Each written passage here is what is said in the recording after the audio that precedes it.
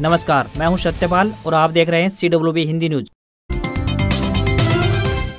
शक संवत 1945 विक्रम संवत 2080 आज भाद्रपद मास के कृष्ण पक्ष की द्वादशी तिथि और दिन सोमवार है। तदनुसार अंग्रेजी तारीख 11 सितंबर सन 2023। आइए एक नजर डालते दिन भर की सुर्खियों पर। भूपेंद्र हुड्डा ने कहा, मुख्यमंत्री पद का मैं प्रबल दावेदार हूं और रहूंगा। हुड्डा ने कहा, CCC यानी परिवार पहचान पत्र न होकर अब परमानेंट परेशानी पत्र बन चुका है। ग्रुप C भर्ती में हरियाणा SSC का हाईकोर्ट में जवाब, कहा कंपटीशन के लिए 4 गुना अभ्यर्थी बुलाना सही। दीपेंद्र हुड्डा का फेसबुक पेज है। राज्यसभा सांसद ने खुद ट्वीट करके दी जानकारी। IT टीम रिकवरी में जुटी। हिसार पहुंचे इनेलो नेता अभय चौटाला, भतीजे पर कसा तंज, बोले ओम प्रकाश चौटाला को दादा माना होता तो आज CM होता दुष्यंत। जींद में 23 खापों की हुई महापंचायत। हिंदू मैरिज एक्ट में बदलाव की रखी मांग तो कहा लव मैरिज व लिव इन रिलेशनशिप में माता पिता की गवाही हो जरूरी। हिसार में इकट्ठा हुआ JJP का कुनबा। अजय चौटाला फिर चुने गए राष्ट्रीय अध्यक्ष। राजस्थान व हरियाणा में विधानसभा चुनाव को लेकर दिया ये मैसेज। दक्षिण अफ्रीकी देश मोरक्को भूकंप में अब तक 2012 की मौत, 3 लाख लोग प्रभावित। कई परिवार अब भी मलबे में दबे हुए हैं। 3 दिन के राष्ट्रीय शोक की घोषणा।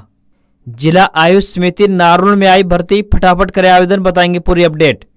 अब रिजर्व डे में खेला जाएगा भारत पाकिस्तान मैच। बारिश के कारण 24.1 ओवर का ही खेल हो पाया। इंडिया ने बनाए 2 विकेट के नुकसान पर 147 रन। देश में आयोजित हुई G20 समिट खत्म। प्रधानमंत्री नरेंद्र मोदी ने G20 की अध्यक्षता ब्राजील के राष्ट्रपति को सौंपी। और अब खबरें विस्तार से। हरियाणा में अभी कुछ दिनों मौसम का मिजाज बदला रहेगा। सुबह में 2 दिन हुई छिटपुट बारिश से अधिकांश तापमान में 2 डिग्री सेल्सियस की गिरावट देखी गई है। बारिश से हवाओं से बदले मौसम से पारा 39 डिग्री से लुढ़ककर 36.2 डिग्री पहुंच गया है। इस बीच सोनीपत व प्रदेश के कई अन्य जिलों में अल सुबह से ही हल्की बौछारें पड़ी। कई जिलों में मौसम सुहावना रहा है। मौसम विभाग का कहना है कि अगले 7 दिनों में अधिकतम तापमान में कोई बड़ा बदलाव नहीं आने वाला है। 13 व 14 सितंबर को फिर से बारिश के आसार बन सकते हैं। हरियाणा में सबसे अधिक तापमान सिरसा में 37.4 डिग्री सेल्सियस दर्ज किया गया। बारिश के कारण सबसे ज्यादा तापमान में गिरावट मेवात में यानी 5.4 डिग्री सेल्सियस दर्ज की गई।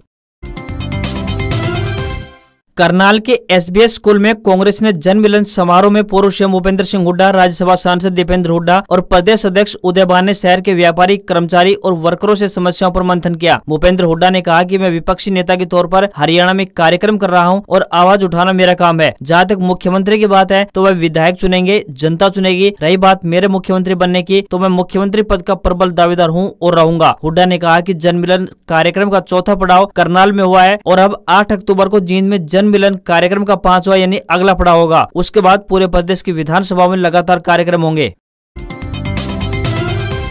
हरियाणा में जनसंवाद कार्यक्रम में एक महिला की मांग पर मुख्यमंत्री मनोहर लाल खट्टर के चंद्रयान 4 के बयान को लेकर हो रहा हल्ला मचा हुआ है। विपक्षी नेता लगातार CM को निशाने पर लिए हुए हैं। इसी बीच मुख्यमंत्री मनोहर लाल खट्टर ने अपने बयान को लेकर सफाई दी है। CM ने गांव की महिलाओं के लिए रोजगार मांगने वाली महिला को मुख्यमंत्री ने स्वयं फोन कर कहा कि मैंने यह बात किसी दुर्भावना से पीड़ित होकर नहीं कही थी। मैं बहन बेटियों की कदर करता हूँ। मैंने छोटी बहन मानकर मजाक में ऐसा कहा था। CM ने सुमन से कहा कि आप मेरी बहन जैसी और एक्टिव महिला हो। आपने जो समझा वैसा मेरा भाव नहीं था। मुख्यमंत्री ने महिला सुमन को अपनी मांगों को लेकर चंडीगढ़ आने का न्योता भी दिया है। सुमन ने बताया कि अब मुझे मुख्यमंत्री से कोई शिकायत नहीं है। बता दें कि हादसे की थुराना में मुख्यमंत्री के जनसंवाद कार्यक्रम के दौरान सुमन ने गांव की महिलाओं के रोजगार के लिए CM से फैक्ट्री लगाने की मांग रखी थी। इस पर CM ने विवादित बयान दिया था। मुख्यमंत्री मनोहर लाल खट्टर ने महिला की मांग पर कहा था कि अगली बार चांद पर चंद्रयान 4 जाएगा, उसमें तुम्हें भेजेंगे। CM के इस बयान को लेकर सुमन के साथ गाँव की अन्य महिलाएं काफी आहत हो गई थी। गाँव के अन्य लोगों में भी रोष बना हुआ था। हरियाणा स्टाफ सिलेक्शन कमीशन यानी HSSC ने ग्रुप C की भर्ती में 56 और 57 श्रेणी के CET एग्जाम में 4 गुना से ज्यादा अभ्यर्थियों को बुलाने का फार्मूला पंजाब और हरियाणा हाईकोर्ट में दाखिल कर दिया है। इस फार्मूले में आयोग ने बताया कि एक ग्रुप में 1 से ज्यादा कैटेगरी के लिए एक उम्मीदवार को ही योग्य माना गया है। आयोग ने कहा है कि अगर एक कैटेगरी के अनुसार छंटनी करते तो बार बार मेरिट वाले उम्मीदवार ही रिपीट होते। इसलिए आयोग की ओर से अन्य कैटेगरी के लिए दूसरों को मौका दिया गया। इसलिए आयोग ने 4 गुना उम्मीदवारों को बुलाया गया है। 4 गुना अभ्यर्थियों को शॉर्टलिस्ट करने के बाद यदि किसी श्रेणी में अभ्यर्थियों की कमी रह गई है तो उस श्रेणी से अधिक अभ्यर्थियों को योग्यता के आधार पर समायोजित किया गया है। यदि ग्रुप में 4 गुना से अधिक उम्मीदवारों को नहीं लिया जाता तो संभावना है कि कोई कंपटीशन नहीं रहता। हरियाणा के कैथल में होने वाली पूर्व प्रधानमंत्री ताऊ देवीलाल की 110वीं जयंती के उपलक्ष्य में सम्मान दिवस समारोह को लेकर इनेलो ने तैयारियां प्रारंभ कर दी हैं। इसी कड़ी में हिसार में इनेलो के वरिष्ठ नेता अभय सिंह चौटाला ने कार्यकर्ताओं की मीटिंग ली है। ज्यादा से ज्यादा संख्या में 25 सितंबर को कैथल पहुंचने का आग्रह किया। मंच पर बोलते हुए अभय सिंह चौटाला ने भतीजे दुष्यंत चौटाला पर जमकर निशाना साधा। अभय सिंह चौटाला ने कहा कि अगर दुष्यंत चौटाला रामकुमार गौतम की बजाय ओम प्रकाश चौटाला को अपना दादा मानता तो आज वह मुख्यमंत्री होता। जसपा पार्टी का नाम लिए बिना अभय सिंह चौटाला ने कहा कि परिवर्तन यात्रा से डरकर एक पार्टी राजस्थान भाग गई है। हरियाणा के भिवानी पहुंचे भाजपा प्रदेश अध्यक्ष ओम प्रकाश धनखड़ ने कहा कि गुटबाजी के चलते कांग्रेस का कोई भविष्य नहीं और आपका यानी आम आदमी पार्टी का हरियाणा में खाता भी नहीं खुलने वाला। उन्होंने कहा कि भाजपा मिशन 2024 की जीत और 2029 की पोत तैयार करने में लगी हुई है। वहीं ओम प्रकाश चौटाला ने रणदीप सुरजेवाला के बहाने कांग्रेस पर कटाक्ष किया। कहा कि भाजपा की सोच कांग्रेस जैसी नहीं है जो जनता को श्राप दे। उन्होंने कहा कि कांग्रेस की मोहब्बत की दुकान में लात घोषों का प्रसाद बट रहा है। ऐसे में इतनी गुटबाजी के चलते कांग्रेस का कोई भविष्य नहीं है। बता दें कि अगले साल होने वाले लोकसभा व विधानसभा चुनाव को लेकर यूं तो हर पार्टी तैयारी में जुटी हुई है, पर भाजपा जमीनी तैयारी कर तीसरी बार सभी को मात देकर सत्ता पाने में जुटी हुई है।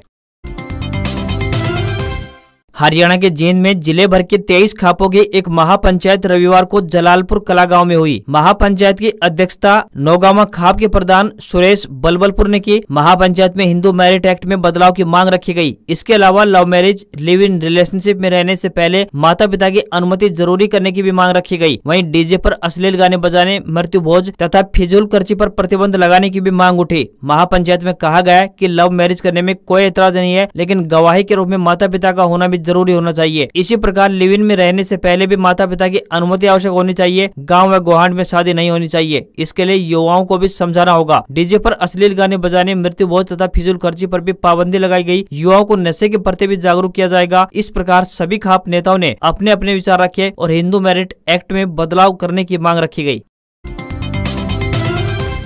जेजेपी यानी जननायक जनता पार्टी की राष्ट्रीय एवं प्रदेश कार्यकारिणी की बैठक हिसार स्थित फ्लेमिंगो टूरिस्ट कॉम्प्लेक्स में हुई। यहां अजय सिंह चौटाला को दोबारा राष्ट्रीय अध्यक्ष बनाने का सर्वसम्मति से फैसला लिया गया। डिप्टी सीएम ने पार्टी वर्करों को राजस्थान की सिक्कर की रैली का न्योता दिया। प्रदेशाध्यक्ष निशान सिंह ने विश्वास दिलाया कि प्रदेश के सभी संगठनों का 30 नवम्बर तक गठन कर दिया जाएगा। राजस्थान के चुनाव में गठबंधन के सवाल पर डिप्टी सीएम ने कहा कि यह फैसला एनडीए की बैठक में होगा, लेकिन हमने निर्णय लिया है कि 25 से 30 सीटों पर हमारा फोकस रहेगा। 18 जिले हमारे लिए महत्वपूर्ण है। वहीं हरियाणा में हम 10 सीटों पर तैयारी कर रहे हैं। बाकी फैसला एनडीए की बैठक में होगा। साथ ही उन्होंने ये भी कहा कि चुनाव में राजनीतिक त्याग करने पड़ते हैं।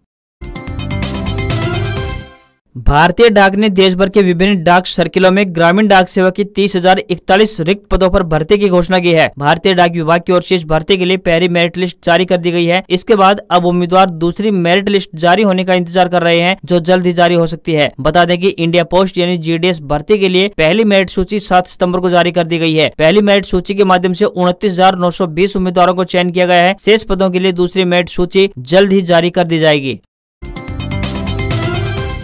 जिला आयुष समिति नारनौल में डाटा एंट्री ऑपरेटर व एमपीडब्ल्यू यानी फीमेल के पदों पर भर्ती के लिए आवेदन मांगे गए हैं। जो भी इन पदों के लिए इच्छुक हैं वे इन पदों के लिए आवेदन कर सकते हैं। आपको बता देंगे ये भर्ती कॉन्ट्रैक्ट आधार पर की जाएगी। महिला व पुरुष दोनों ही वर्गों के उम्मीदवार अपने आवेदन भेज सकते हैं। आवेदन करने की अंतिम तिथि 20 सितंबर 2023 तय की गई है। इंटरव्यू की तिथि 29 सितंबर 2023 होगी। इंटरव्यू के स्थान की बात करें तो जिला आयुष अधिकारी कार्यालय पटिकरा नारनौल रखा गया है। एमपीडब्ल्यू फीमेल उम्मीदवार 12वीं पास होने चाहिए तथा उनके पास एएनएम डिप्लोमा होना चाहिए। आवेदक के पास 10वीं में हिंदी या संस्कृत विषय होना चाहिए। वहीं डाटा एंट्री ऑपरेटर के किसी भी विषय से स्नातक तथा 1 साल का कंप्यूटर प्रमाण पत्र, साथ ही आवेदक को कंप्यूटर के कार्य का कम से कम 1 साल का अनुभव भी होना चाहिए तथा अंग्रेजी टाइप में 30 शब्द जबकि हिंदी में 25 शब्द प्रति मिनट की गति के साथ आवेदक को MS Office, MS Word, MS PowerPoint, MS Access पर कार्य का ज्ञान होना चाहिए। 10वीं में हिंदी या संस्कृत विषय भी होना जरूरी है। आयु सीमा 18 वर्ष से लेकर 42 वर्ष के बीच रखी गई है। इन पदों के लिए उम्मीदवारों को ऑफलाइन माध्यम से आवेदन भेजने होंगे। हरियाणा में जंगल सफारी का लुत्फ उठाने के इच्छुक सैलानियों के लिए एक अच्छी खबर है। सैलानियों के लिए यमुनानगर स्थित कलेसर जंगल को सफारी के लिए दोबारा से खोलने पर सरकार विचार कर रही है और बाकायदा इस मामले में अब वन विभाग से भी बातचीत की जा रही है। यह कलेसर नेशनल पार्क हिमालय की शिवालिक पर्वतमालाओं की तलहटी में स्थित है। कलेसर नेशनल पार्क बहुत ही खूबसूरत पर्यटन स्थल है। इसकी सीमा 3 राज्यों हिमाचल प्रदेश, उत्तराखंड और उत्तर प्रदेश से लगी हुई है। यहाँ बने कलेसर मठ यानी शिव मंदिर के नाम पर इस पार्क का नामकरण हुआ है। पार्क को 8 दिसंबर 2003 को 11,500 470 एकड़ क्षेत्र में राष्ट्रीय उद्यान घोषित किया गया था। बता दें कि कोरोना महामारी की वजह से कलेसर नेशनल पार्क व वाइल्ड लाइफ सेंचुरी को पर्यटकों के लिए बंद कर दिया गया था। तब से यहाँ की सफारी पर रोक लगी हुई है। कलेसर जंगल में घूमने से प्रकृति की मनमोहक खूबसूरती का दीदार तो होता ही है, साथ ही जंगल में दुर्लभ प्राणी भी देखने को मिलते हैं। इस जंगल सफारी में तेंदुए, सांबर, चीतल, बिल्ली, नीलगाय, भालू, जंगली धब्बेदार बिल्ली, हाथी, लंगूर, बंदर, जंगली मुर्गे जैसे अन्य जानवरों की प्रजातियां हैं, तो साथ ही जंगली सुअर और मोंगोज भी यहाँ पाए जाते हैं। राजाजी राष्ट्रीय उद्यान से भी कई बार बाघ और हाथी इस क्षेत्र में आ जाते हैं। बता दें कि जब यहाँ सफारी होती थी तब यहाँ देश ही नहीं बल्कि दूसरे देशों से भी सैलानी घूमने के लिए आते थे। हरियाणा सरकार ने प्रदेशवासियों को सुखद तोहफा देते हुए आयुष्मान भारत चिरायु हरियाणा योजना का विस्तार पोर्टल लॉन्च किया है। इस योजना के तहत अब 1,80,000 रुपए से लेकर 3 लाख रुपए तक की वार्षिक आय वाले परिवारों को भी 5 लाख रुपए तक का मुफ्त इलाज की सुविधा का लाभ दिया जाएगा। इसके लिए ऐसे परिवारों को सालाना अंशदान देना होगा। इस योजना के विस्तार से राज्य के कई परिवारों को लाभ मिलेगा। ऐसे परिवार अब 1,500 रुपए वार्षिक प्रीमियम का भुगतान करके इस योजना का लाभ उठा सकेंगे। एशिया कप के सुपर 4 स्टेज में भारत पाकिस्तान मुकाबला बारिश और गीले आउटफील्ड के कारण रविवार को पूरा नहीं हो सका। अब मुकाबला रिजर्व डे यानी सोमवार यानी आज दोपहर 3 बजे से खेला जाएगा। मैच दोबारा वहीं से शुरू होगा जहां रोका गया था। टीम इंडिया खेल रोके जाने तक 24.1 ओवर में 2 विकेट खोकर 147 रन बना चुकी थी और इसी स्कोर से आगे खेलेगी। विराट कोहली 8 और केएल राहुल 17 रन पर नाबाद हैं। शुभमन गिल 58 रन बनाकर आउट हुए। इससे पहले कप्तान रोहित शर्मा 56 रन को शादाब खान ने फहीम अशरफ के हाथों कैच कराया। भारतीय कप्तान रोहित शर्मा ने वनडे कैरियर का अपना 50वां अर्धशतक जमाया। उन्होंने मिड विकेट पर छक्का जमाकर 50 पूरी की।